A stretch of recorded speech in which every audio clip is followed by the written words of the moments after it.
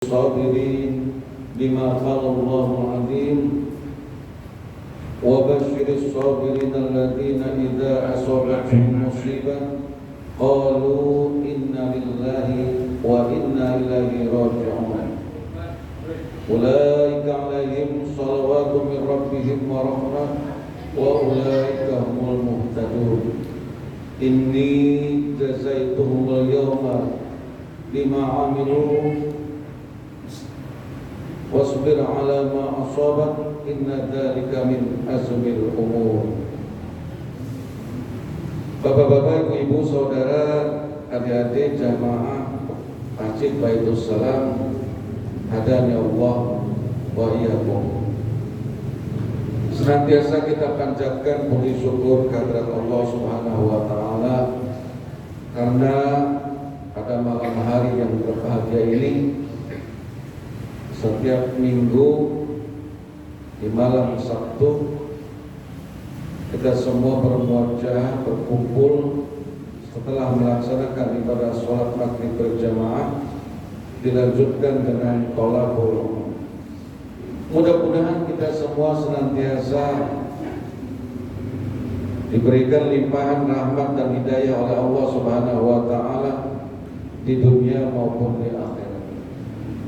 Salawat dan salam tentunya Allah limpah dan curahkan kepada junjungan Nabi besar kita Nabi Muhammad sallallahu alaihi wasallam, pada keluarganya, para sahabatnya, dan kita sebagai para pengikutnya pun mendapatkan syafaat kelak di hari akhir. Hadirin jamaah Masjid Baitus Salam, hadani Allah wa iyyakum. Dilanjutkan pembahasan hadis yang berkaitan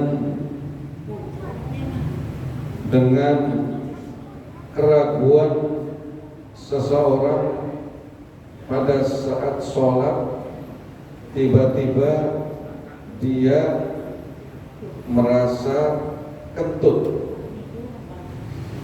Apakah sholatnya menjadi batal ataukah tidak? Dalam hadis yang diriwayatkan oleh Imam Muslim rahimahullah diterangkan bahwasanya bab ad-dalilu ala amman tayqinu at-taharah thumma syaqfil hadis falahu ayyusalla bi taharatihi tilka. Bab dalil tentang keyakinan bahwa seseorang itu suci pada awal sholat, kemudian ragu karena merasa kentut pada saat sholat. Wa haddatsani Amru wan Naqid Zuhair ibn Harb wa haddatsana Abu Bakr ibn Abi Syaibah jami'an an Ibnu Uyainah qala Amru wa haddatsana Sufyan ibnu Uyainah an Az-Zuhri an Sa'id wa Ibad ibn Tamim an ammihi syakiya ila Nabi sallallahu alaihi wasallam ar-rajulu yukhayyalu ilaihi annahu Muhammadun asy-syaykhu fi sholati qala la yansarifu hatta yasma'a sautan aw yajida rihan. Qala Abu Bakr wa Zuhair ibn Harb fi riwayatihima wa Abdullah ibn Zaid telah menceritakan kepada saya, kata Imam Muslim, dari Amr dan Naqid dan Zuhair ibn Harb, dan telah menceritakannya kepada kami Abu Bakar ibnu Abi Syaibah, semuanya dari Ibnu Uyainah, berkata bahwasanya telah menceritakan kepada kami dari Sufyan ibnu Uyainah, dari Az-Zuhri, dari Sa'id, dari Ibad ibnu Tamim, dari pamannya, bahwasanya Nabi sallallahu alaihi wasallam bertemu dengan seorang laki-laki, lalu laki-laki itu mengadukan kepada Rasulullah SAW tentang sholatnya. Laki-laki itu berkata, "Ya Rasulullah, saya merasa bahwasanya ketika sholat saya kentut. Apakah sholat saya batal ataukah tidak? Namun saya meninggalkan sholat itu. La yunsarifu hatta yasma'a sautan aw yajida rihan." Kata Rasulullah, "Janganlah kamu membatalkan sholatmu sebelum kamu mendengar suara kentut itu ataupun mencium bau kentut itu." Berkata dari Abu Bakar, dari Zuhair bin Harb, dalam riwayat keduanya dari Abdullah bin Zaid. Jadi dalam hadis itu dinyatakan bahwa ketika seseorang ragu pada saat sholat, namun dia tidak mendengar suara kentut, dia tidak mencium bau kentutnya,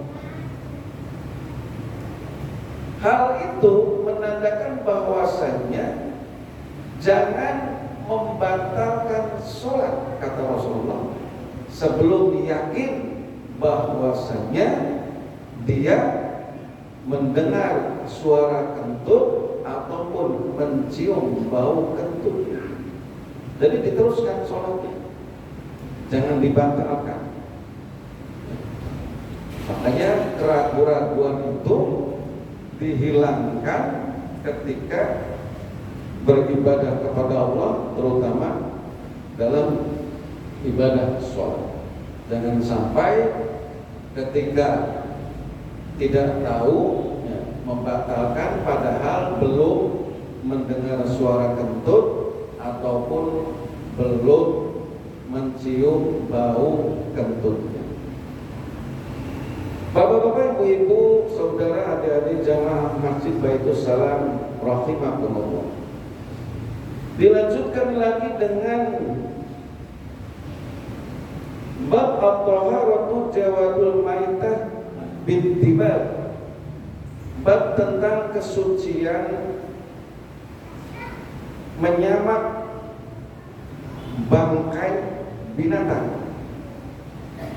Wa haddatsana Yahya ibnu Yahya wa Abu Bakr ibnu Abi Syaibah wa Amr Nabi wa ibnu Abi Umar jami'an an ibnu Uyainah qala Yahya akhbarana Sufyan ibnu Uyainah an Az-Zuhri an Ubaidullah ibnu Abdillah an ibnu Abbas qala tusuddiqa ala maulatin limaymunatin bisyatin famatat famarra biha Rasulullah sallallahu alaihi wasallam faqala halaha akhadtum ihabaha fadabaghtumuhu fantafa'tum bih faqala innaha maitah faqala innama haramun akluha qala Abu Bakr wa ibnu Abi Umar fi hadisihima an Maimunah radhiyallahu anha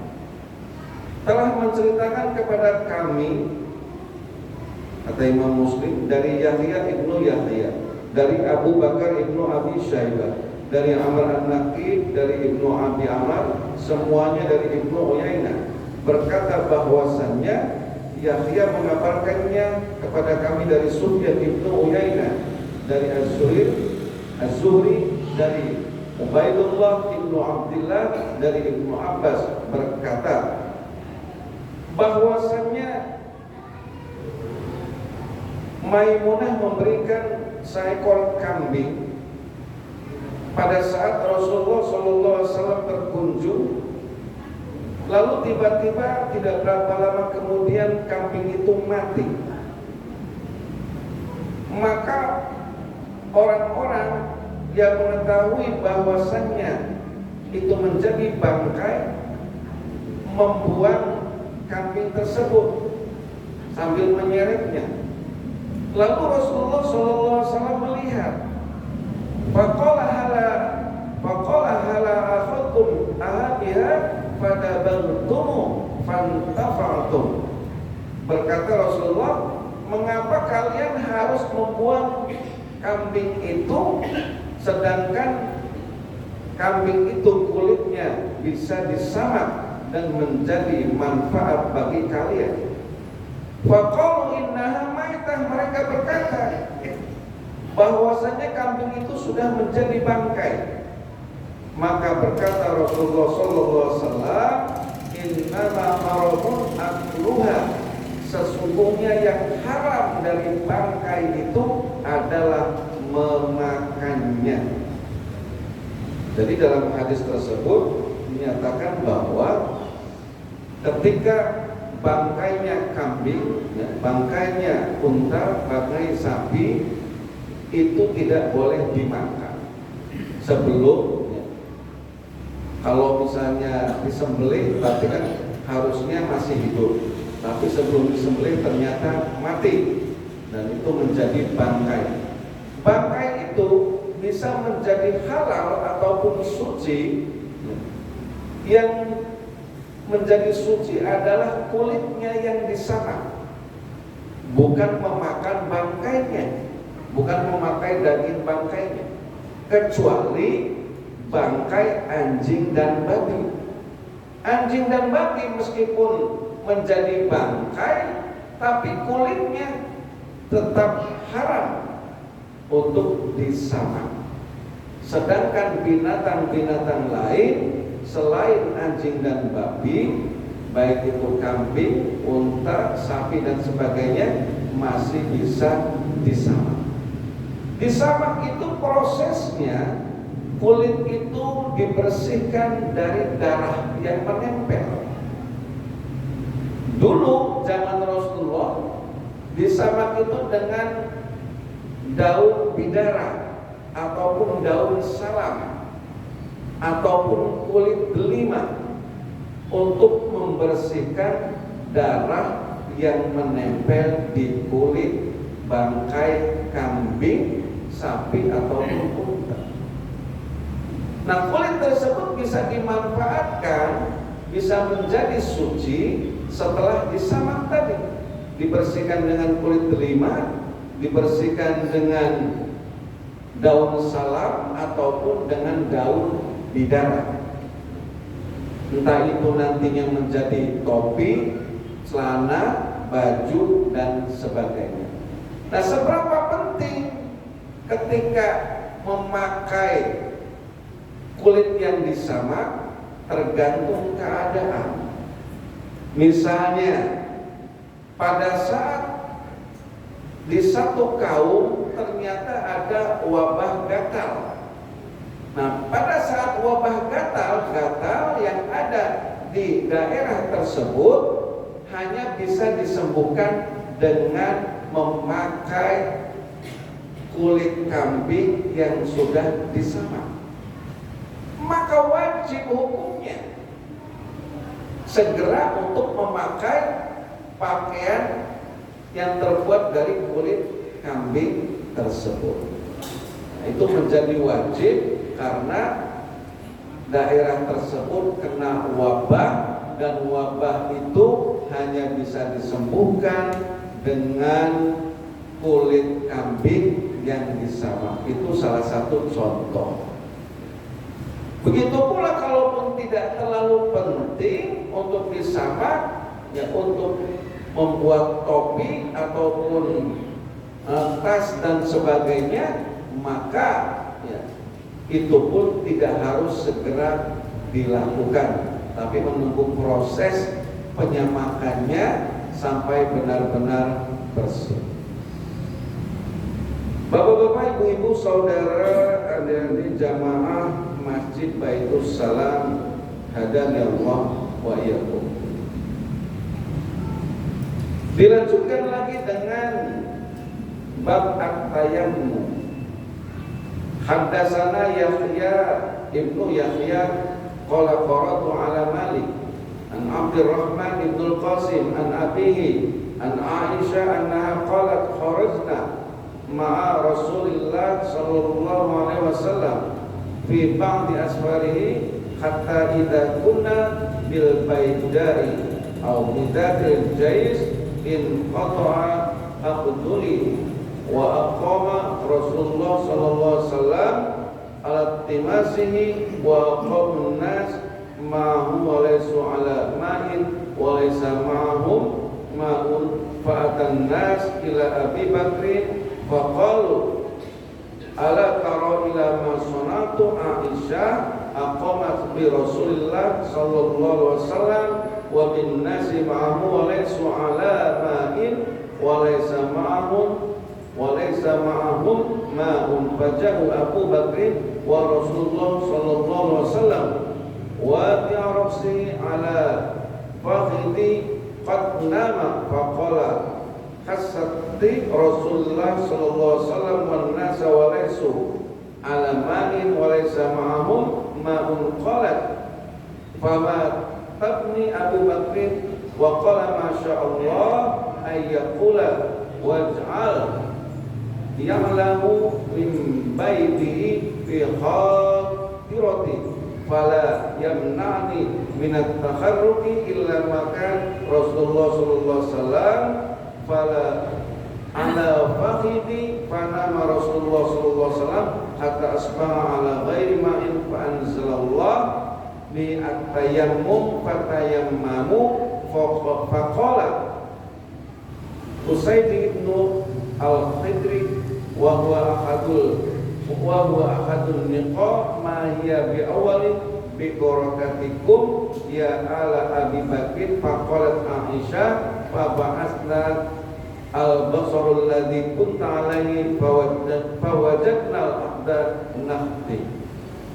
Telah menceritakan kepada kami, kata Imam Muslim dari Yahya ibnu Yahya, dia telah dibacakan sanadnya dari Malik ibnu Abdurrahman ibnu Qasim dari ayahnya dari Aisyah bahwasannya suatu ketika kami bersama-sama Rasulullah sallallahu alaihi wasallam berpergian sehingga kami pun mencapai satu daerah yang namanya Al-Baidah atau Bidatil Jais. Kemudian aku kehilangan kalungku, kata Aisyah. Maka Rasulullah SAW dengan para sahabat mencari kalung yang hilang tersebut. Sampai-sampai di daerah tersebut, di Bidatil Jais, ternyata tidak ada air sedikit pun untuk berwudu, karena pada saat itu waktu sholat sudah tiba. Maka Rasulullah SAW dan para sahabatnya karena kelelahan mencari-cari kalung Siti Aisyah dan tidak pernah ketemu kalung tersebut, sampai akhirnya Rasulullah merasa capek dan beliau dengan para sahabat tidak melakukan sholat karena tidak adanya air di tempat tersebut. Sampai akhirnya Abu Bakar sendiri, ayah Siti Aisyah, menyebut, Asma'allah masya'allah, engkau telah memberikan kesusahan kepada kami Siti Aisyah, karena kami harus mencari kalungmu, sedangkan di daerah ini tidak ada air. Sampai Abu Bakar pun mencubit Siti Aisyah, namun ternyata Siti Aisyah pengen bangun, Rasulullah sendiri tidur di pahanya Siti Aisyah. Sampai akhirnya keesokan harinya Rasulullah SAW dengan para sahabat bangun. Kemudian turunlah surat Al-Maidah tentang ketika tidak ada air pada saat waktu sholat tiba, maka bertayamumlah. Kemudian akhirnya Rasulullah SAW dengan para sahabat melakukan tayamum untuk melaksanakan ibadah sholat. Nah, dalam hadis tersebut ternyata ketika sejarah tayamum ataupun asbabul wurud itu ada sebab turunnya hadis tersebut, termasuk bagaimana adanya tayamum.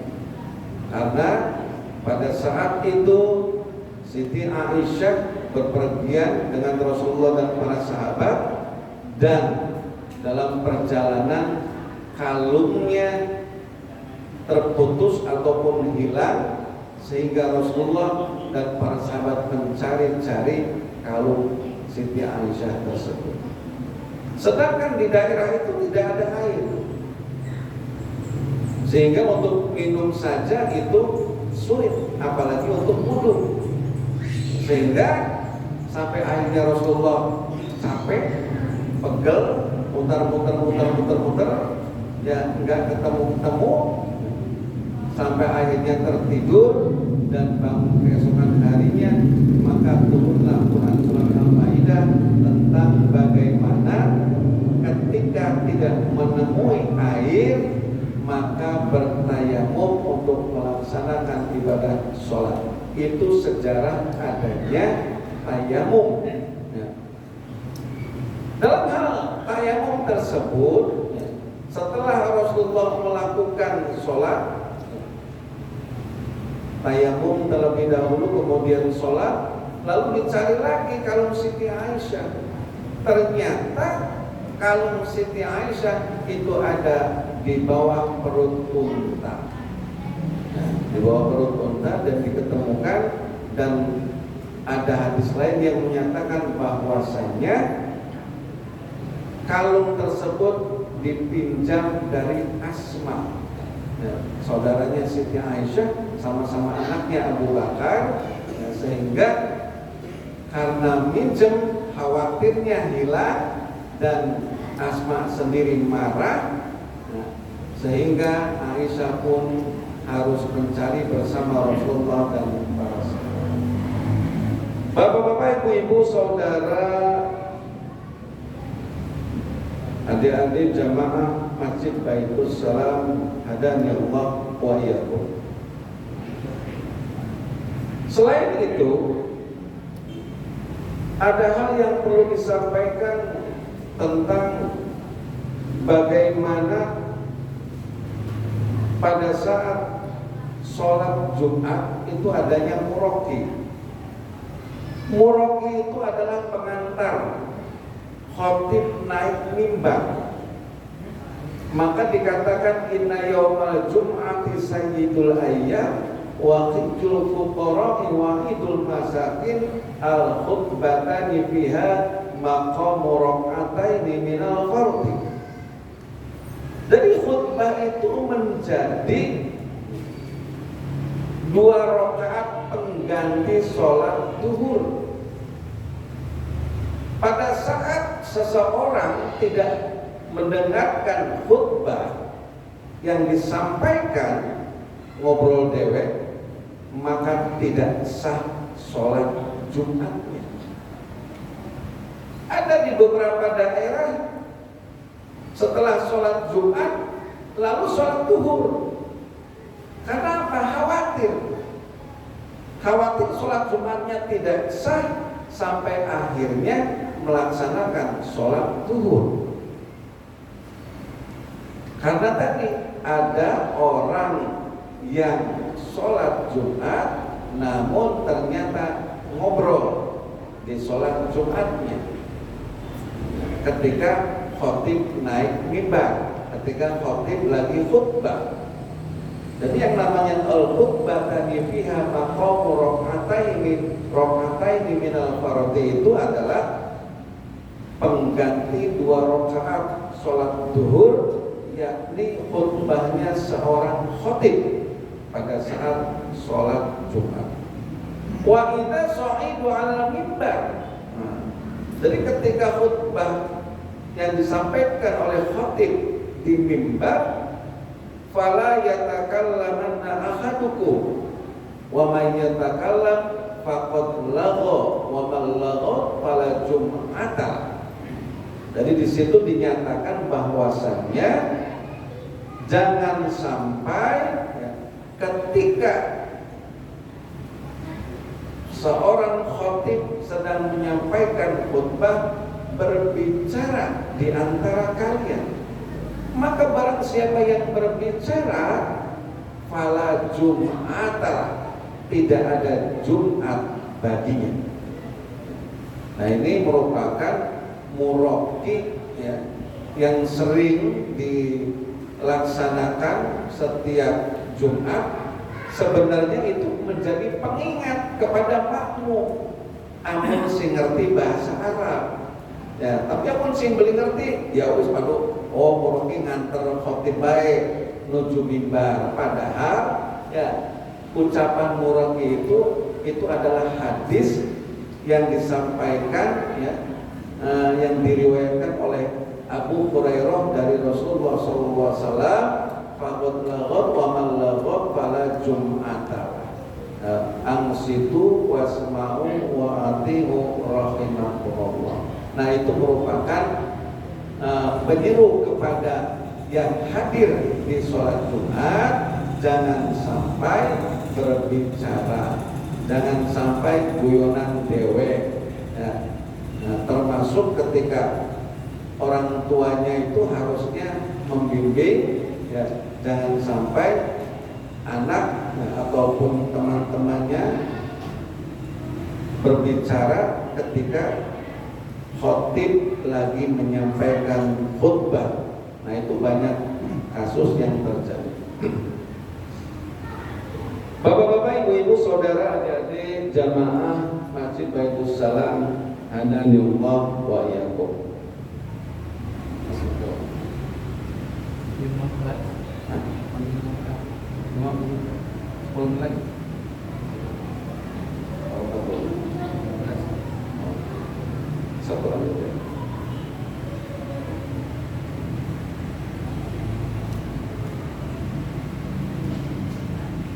Bab ad-dalilu ala anna muslima la yutanajjis. Bab dalil tentang seorang muslim itu tidak najis. Hadatsani Zuhair ibnu Harb, hadatsana Yahya yakni ibnu Sa'id qala Humaid hadatsana wa hadatsana Abu Bakr an Abi Syaibah wa lafdhu lahu hadatsana Ismail ibnu Alaih an Humaid at-Tawil an Abi Rafi an Abi Hurairah annahu laqiyatun Nabi sallallahu alaihi wasallam fi tariqin min turuqin al-Madinati wa huwa junubin fansalu fatahaba faghtasilu fatafaqqadahu Nabi sallallahu alaihi wasallam falamma ja'ahu qala aina kunta ya Abu Hurairah qala ya Rasulullah liyatuni wa ana junubin fakaritu an ajalasaka hatta aghtasil faqala Rasulullah sallallahu alaihi wasallam subhanallah innal mu'mina la yunajjis. Telah menceritakan kepada saya, kata Imam Muslim, dari Zuhair ibnu Harb, dan menceritakan kepada kami dari Yahya yakni ibnu Sa'id, berkata Humaid, berkata lagi telah menceritakan kepada kami dari Abu Bakar ibnu Abi Syaibah dengan lafaz yang sama dari Ismail ibnu Alaih, dari Humaid at-Tawil, dari Abi Rafi, dari Abu Hurairah, bahwasannya ketika Abu Hurairah berpapasan dengan Rasulullah SAW di jalan, kemudian Rasulullah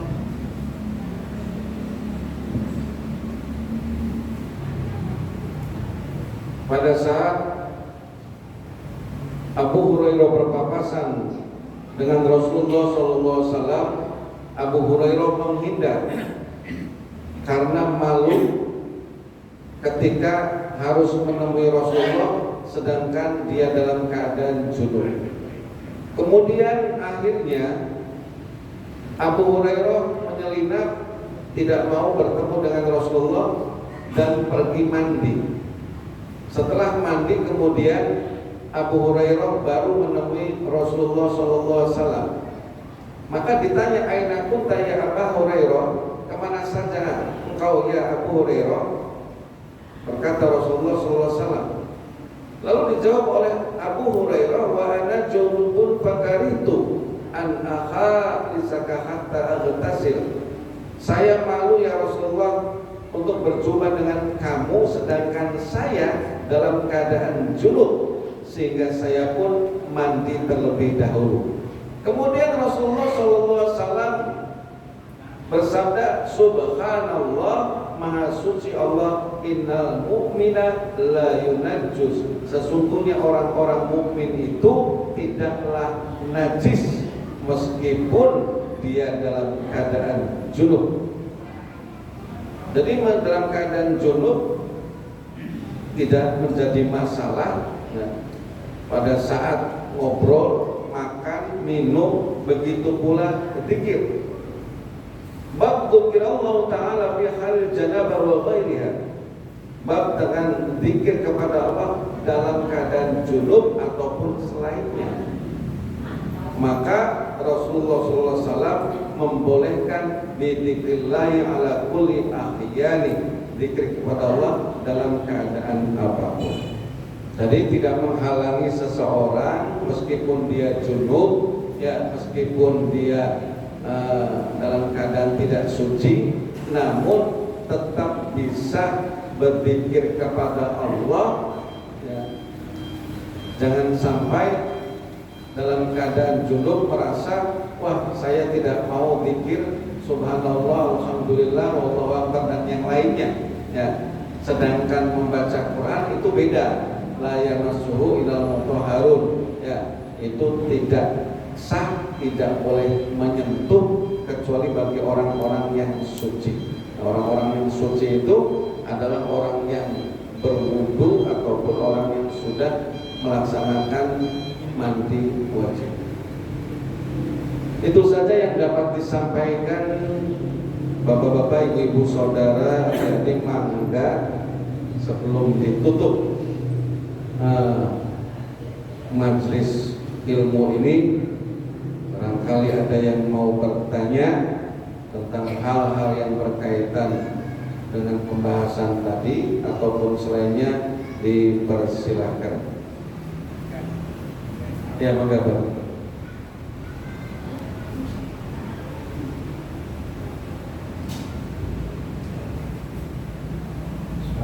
Assalamualaikum warahmatullahi wabarakatuh. Ustaz, saya mau bertanya. Saya sholat tuh waktu di luar kami masjid berjamaah di rumah sakit Bekasi lah, bisa sholat masjid. Pada saat itu sholat itu saya duduk karena saya duduk, kakinya sakit, nggak seperti yang lain. Itu apa bisa? Saya itu sholat dari awal sampai akhir itu duduk di kursi seperti biasa. Setelah selesai sholat, saya pun ngobrol sama jemaah, ada yang lain. Terus nanya, ya Bapak kenapa Pak? Sholat kok duduk, jalan kok bisa? Ya Pak, saya tuh tadinya habis kecelakaan, saya tuh kakinya potong, jadi saya sendiri Bapak bisa. Bapak bisa berdiri enggak? Kata dia, ya kalau berdiri bisa. Alat apa itunya? Pada awal takbiran doa selesai, maka baru duduk, berdiri dulu awalnya gitu. Jadi jangan duduk aja gitu. Jadi awalnya itu harus berdiri dulu. Itu ada hadisnya katanya Pak, menurut dia. Nah, jadi apakah gimana itu menurut pendapat Bapak? Itu saja. Wabillahi taufiq wal hidayah. Wassalamualaikum warahmatullahi wabarakatuh. Waalaikumsalam warahmatullahi wabarakatuh. Enggak sekalian aja yang lain. Bapak Ibu.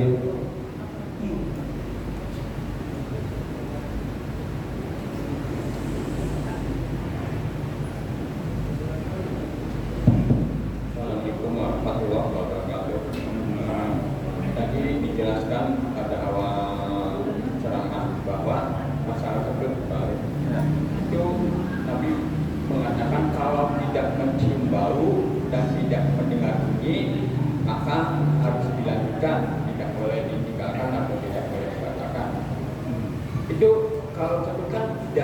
ada juga yang tidak bau, ya, ada juga yang tidak bau. Kemudian ada juga yang tidak bunyi, misalkan maaf ya, itu terlalu ini seolah-olah seperti kayak balon pecah tuh. Balon pecah tapi tidak bunyi dan tidak berbau. Nah itu bagaimana katanya Pak? Sedangkan Nabi sendiri mengatakan bahwa kalau tidak bunyi dan tidak berbau maka lanjutkanlah sholatnya. Sekian, terima kasih. Wabillahi taufiq wal hidayah. Wassalamualaikum warahmatullahi wabarakatuh. Waalaikumsalam. Satu lagi dong. Satu lagi Bapak ada.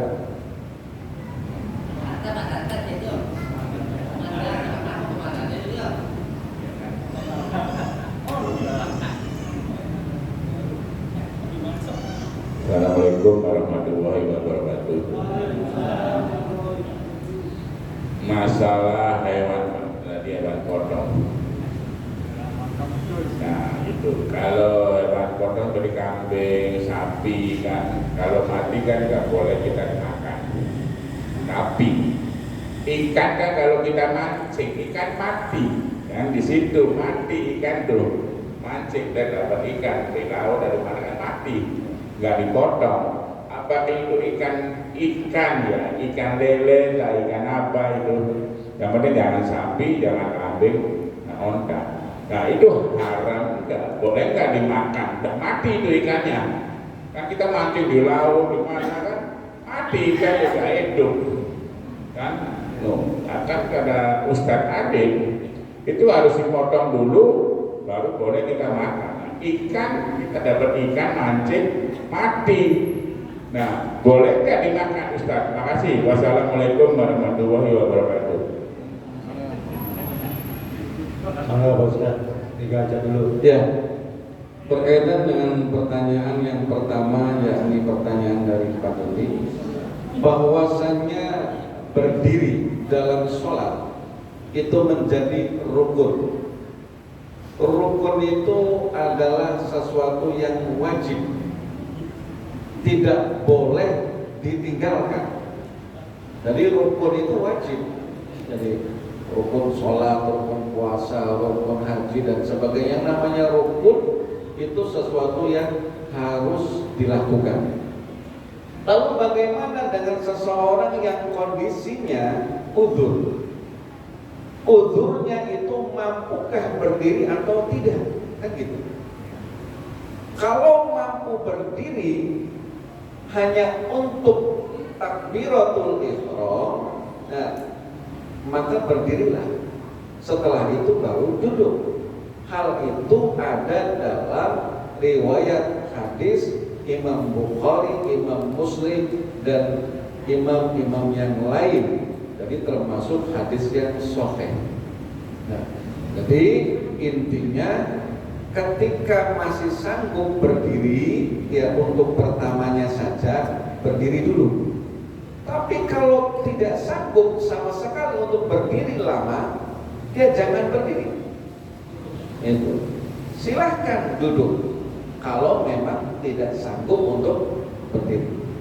Jadi yang namanya rukun itu sesuatu yang wajib dilaksanakan, tidak boleh ditinggalkan. Itu. Nah, maka yang namanya berdiri kondisinya benar-benar sakit atau enggak.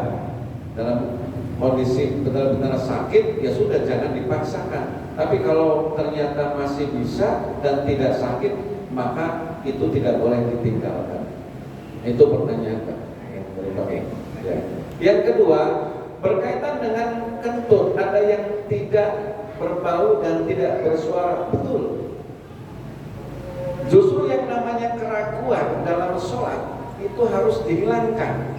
Jadi jangan sampai ragu dalam sholat itu menjadi satu masalah bagi orang tersebut. Saya kentut atau enggak, bunyi atau enggak, ini kan perasaan yang bermain adalah dugaan dari diri sendiri. Kalau ternyata yakin, ya tidak kentut, yakin tidak ada bau, diteruskan. Jangan dibatalkan. Kecuali kalau misalnya yakin, wah yakin saya ini kentut nih, saya ini meskipun nggak bersuara tapi bau nih. menurut dianya sendiri yakin. Nah kalau yakin batal ya sudah batal itu. Tapi kalau tidak yakin, makanya yang dijelaskan dalam hadis ini jangan sampai ragu. Jadi kalau ragu ya jangan membatalkan sholat itu. Kalau ragu, kalau ragu-ragu. Tapi kalau yakin, wah yakin nih saya kentut, ya sudah batal. Tapi kalau ragu, jangan membatalkan sholat. Karena ragu itu kan ini kentut tapi suara nggak ada, ya. Lalu kentut tapi bau nggak ada. Ini kan masih ragu kan? Nah, kalau masih ragu ya jangan dibatalkan. Kecuali kalau dianya yakin, oh saya yakin nih kentut, saya yakin nih, ada suaranya, baunya, baru dibatalkan wajib. Tidak ada suara, Ya. tidak ada bau, tapi memang sesungguhnya itu, tapi volumenya kecil seperti kayak galon apa? Ya. Jalan. Nah, Betul. tapi tidak berbau, tidak berbau. Nah, dimana kalau alangkah baiknya batalkan saja karena keraguannya begitu apa? Karena khawatirnya bahwa hal tersebut adalah memang benar-benar betul. Ya, itu makanya balik lagi. Kalau ragu dalam hadis tadi, kalau ragu jangan meninggalkan sholat. Kalau ragu, tapi kalau yakin, ini yakin nih meskipun suaranya kecil, meskipun baunya enggak ada, tapi yakin ini saya batal nih, ya sudah batal. Ya, jadi jangan sampai ragu, intinya sih itu. Jadi kalau ragu jangan membatalkan. Itu pertanyaan kedua. Lalu pertanyaan ketiga terakhir itu berkaitan dengan bangkai. Ada dua bangkai yang dihalalkan. Bangkai yang dihalalkan itu bangkai ikan dan belalang. Itu ikan dan belalang meskipun mati ya nggak ada sembelih menyembelih dalam ikan dan belalang. Ya, kecuali binatang-binatang lain selain ikan dan belalang. Maka yang namanya ikan dan belalang itu menjadi halal ya karena apa? Ikan dan belalang itu bukan binatang sembelihan seperti kambing, sapi, unta dan sebagainya, tapi itu binatang-binatang yang dihalalkan oleh Rasulullah SAW ya karena memang sifatnya sifat yang sudah menjadi kemutlakan bahwasanya matinya ikan, matinya belalang itu sudah menjadi kehalalan untuk dimakan. Itu saja yang dapat disampaikan. Kurang lebihnya mohon maaf. Maka ditutup dengan doa majelis. Subhanakallahumma wa bihamdika asyhadu an la ilaha illa anta wa astaghfiruka wa atubu ilaik. Allahul muwaffiq ila aqwamit thoriq. Akhirul kalam. Assalamualaikum warahmatullahi wabarakatuh.